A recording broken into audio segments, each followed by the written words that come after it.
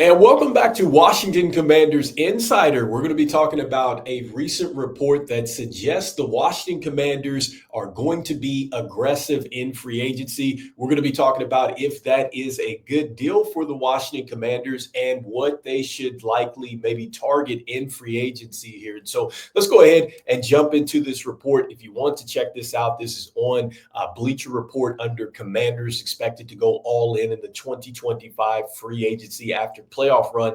And so this article actually links to ESPN's Dan Garziano, and he is saying that expect the Commanders to be aggressive this offseason in pursuing roster upgrades on defense. He's talking about the fact that the Washington Commanders, like the Texans, would want to maximize this window that they have with Jaden Daniels, especially after getting to the NFC Championship game. So paraphrasing that a bit, but more importantly, the last line here where he says Washington more likely to get aggressive for someone like Myles Garrett if and when the Cleveland Browns decide to move on from him. Clearly, we know that the Washington Commanders defense is something that definitely needs to be upgraded. You see that they were 19th in defense EPA this last season here. And so starting with, this report that the Washington Commanders, are expected to go all in the 2025 free agency. And so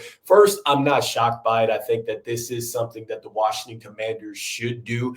And I think that the Washington Commanders are going to be smart about it. I really do believe that this team is set up to really get some success in free agency because make no mistake about it. Yes, we had a terrific season from Jaden Daniels, but it is not talked about enough how much of a roster turnover the Washington Commanders did going into the season, which is why you have to factor that in as part of the equation. Because, look, I do expect the Washington Commanders to definitely be aggressive, but they also have to be smart in the sense that out of all the free agents that we have right now on our team, I think that there are definitely some free agents that I would like to see the Washington Commanders bring back. A player like Bobby Wagner, I think that that's a player certainly you would bring back. A player like Dante Fowler Jr., he led us in sacks. I think for sure that's a player you would want to bring back.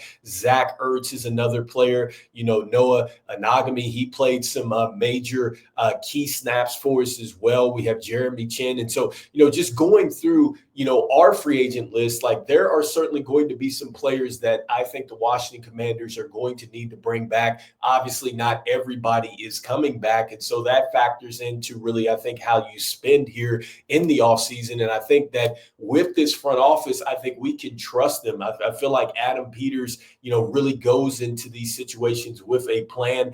And I don't think that I could always necessarily say that, with the past front office that we had. In fact, I think that the last, front office that we had was really geared towards making a huge splash in free agency. And so, two names that come to mind, I think about just a terrible deal for this Washington franchise back in the day in 2009 when they got Albert Haynesworth, defensive tackle there from the Tennessee Titans. That was an absolute disaster. They signed him for a $100 million deal. Obviously he was a free agent, and this wasn't a terrible deal, but I do remember when they got Josh Norman as well. They got him, I think 75 million, 51 of that was guaranteed, the most ever for a cornerback. And, it didn't lead us to a Super Bowl necessarily, but I think that this is a situation where you see the team really kind of makes the big splash in free agency. And I don't think the Washington Commanders are necessarily going to do something like that. I think that they are going to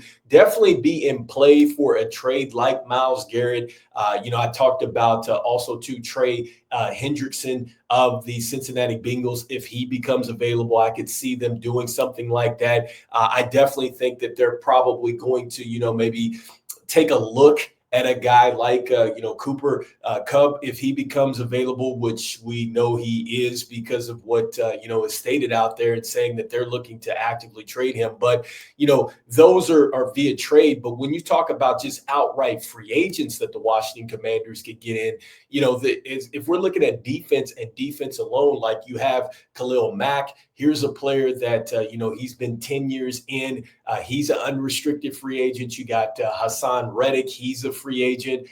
You got Matthew Judon of the Atlanta Falcons. He's a free agent. Charvarius Ward, he's a player. And then when you look at the links that Dan Quinn had to the Dallas Cowboys, I believe DeMarcus Lawrence is also a free agent. And so, those are, I think, some free agents that maybe the Washington Commanders could pivot to defensively. It's just going to be a matter of how much do you spend and how does that really go into, I think, the bigger picture with Jaden Daniels, because pretty much all the wide receivers are free agents, and you still have to go out and I think address that. You still need to get, I think, another top receiver or two to go along with Terry McLaurin. You also have his extension coming up. That's something that is not talked about as well. I know we talk about Jaden Daniels and his contract, but you're going to have to go to the negotiation table with Terry McLaurin. And so that means that this team is going to have to really operate, just smartly when it comes down to it, because yes, we do have the cap space, but it has to make sense. It has to fit to where, we do get, I think, a longer window. You don't want to go out there. You don't want to get a player that, is on the decline and you go sign them for 5 6 years or something like that, and put yourself in a situation where you're going to have Jaden Daniels, he's going to have a contract extension, you have Terry McLaurin having a contract extension, and then it just kind of runs into each other. I think that's maybe some of the situation that you see with what has really transpired with the Cincinnati Bengals, right? Because they have to make a decision with like T. Higgins, and then also too, I just talked about that with Trey Hendrickson. And so it's just being smart with that. And so speaking of which, that is maybe a player that the Washington Commanders could go for as far as a wide receiver is, concerned. But, just again, looking through some of this defense or some of the defensive free agents out there, you have Azeez Ojulari, who is with the New York Giants. He's a free agent. You have Zach Bond. He's out there as a free agent for the Philadelphia Eagles. And so, those are a couple defensive players that maybe the Washington Commanders could possibly go after. And then I just talked about DeMarcus Lawrence. He's out there.